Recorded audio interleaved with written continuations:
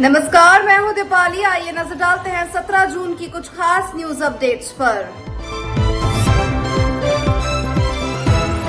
फिर टूटेगी उद्धव की सेना, सांसदों के फोन बंद, 15 करोड़ एडवांस देने का आरोप। महाराष्ट्र की राजनीति में एक बार फिर हलचल तेज हो गई है। सूत्रों के मुताबिक शिवसेना यूबीटी के 9 लोकसभा सांसदों में से 6 से 7 सांसद सत्तारूढ़ शिवसेना में शामिल होने पर विचार कर रहे हैं। इस बीच शिवसेना प्रमुख और महाराष्ट्र के उप मुख्यमंत्री एकनाथ शिंदे के दिल्ली पहुंचने की खबरों ने अटकलों को और हवा दे दी है। सूत्रों के अनुसार यह भी पता चला है कि महाराष्ट्र के उप मुख्यमंत्री और शिवसेना प्रमुख एकनाथ शिंदे मंगलवार देर रात दिल्ली के लिए रवाना हो रहे थे। इस बीच शिवसेना यूबीटी के नेता संजय राउत ने मंगलवार देर रात दावा किया कि महाराष्ट्र से सांसदों को खरीदने के लिए 15 करोड़ रुपए एडवांस दिया जा रहा है।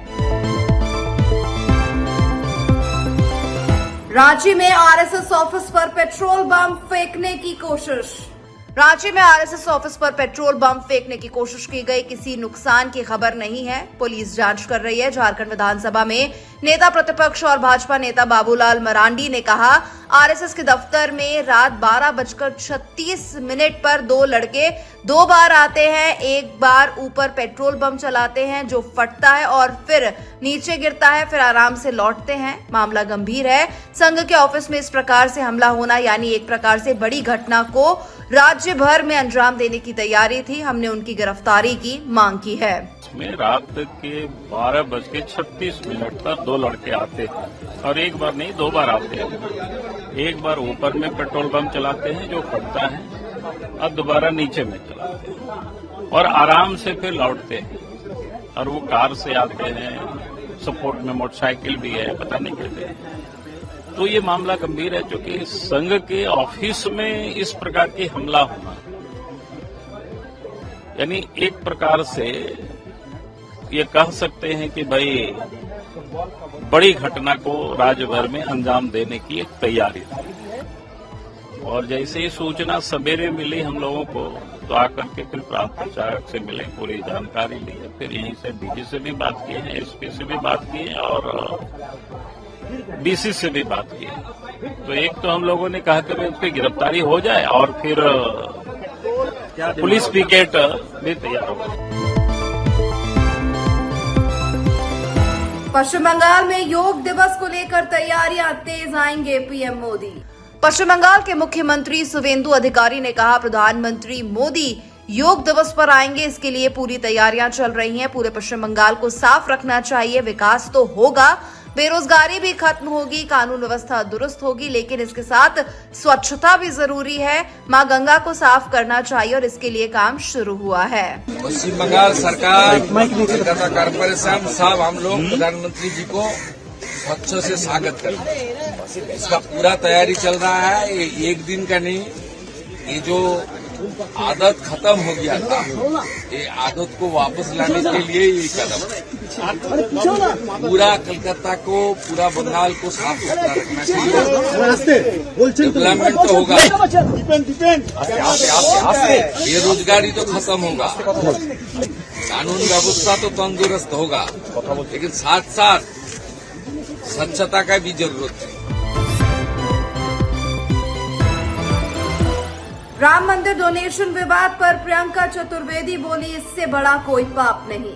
राम मंदिर डोनेशन विवाद की जांच के लिए यूपी सरकार के 3 मेंबर वाली एसआईटी बनाने पर शिवसेना यूबीटी लीडर प्रियंका चतुर्वेदी ने कहा, भक्तों का पैसा चुराने से बड़ा कोई पाप नहीं हो सकता। जो भक्त पूरी श्रद्धा विश्वास के साथ आते हैं, बीजेपी जिसकी छत्र छाया में पूरा क्रेडिट लेते हैं कि ये राम मंदिर उनकी वजह से बना, उन्होंने इतना बड़ा स्कैम देखा।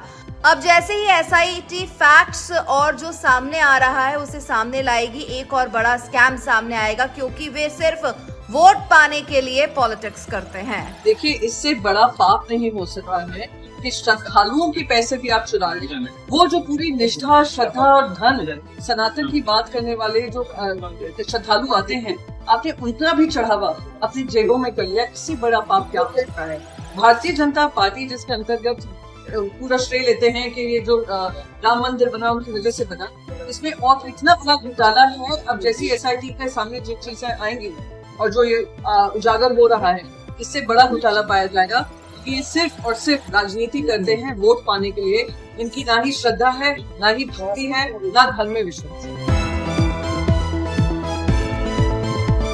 दिलीप घोष बोले, संकट में कोर्ट जाती हैं ममता बनर्जी लेकिन नहीं मानती आदेश। पश्चिम बंगाल सरकार में मंत्री दिलीप घोष ने ममता बनर्जी के हाईकोर्ट जाने पर कहा, वे जब संकट में आती हैं तब कोर्ट में जाती हैं लेकिन कोर्ट का फैसला नहीं मानती हैं। आज सब कुछ चला गया। जो 15,000 से अधिक वोटों से हार चुकी हैं वहां जाकर दोबारा काउंटिंग की अपील कर रहे हैं। उन्हें लग रहा है कि वे अभी भी चुनाव लड़ रही हैं, हारी नहीं हैं।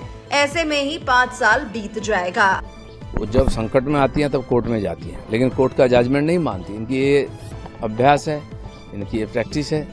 आज जो सब कुछ चला गया, पार्टी भी चला गया है, पार्टी का कार्यालय भी चला गया है। जो हार चुके हैं 15,000 से ज़्यादा वोटों से, वहाँ जाके अपील कर रहे हैं कि वहाँ रिकाउंटिंग हो, पोलिंग हो। तो ये भी इनको लग रहा है कि हम अभी भी चुनाव लड़ रहे हैं, हम हारे नहीं हैं। ऐसे में 5 साल बीत जाएगी। न्यूज अपडेट में फिलहाल इतना ही। मुझे दीजिए इजाजत। नमस्कार।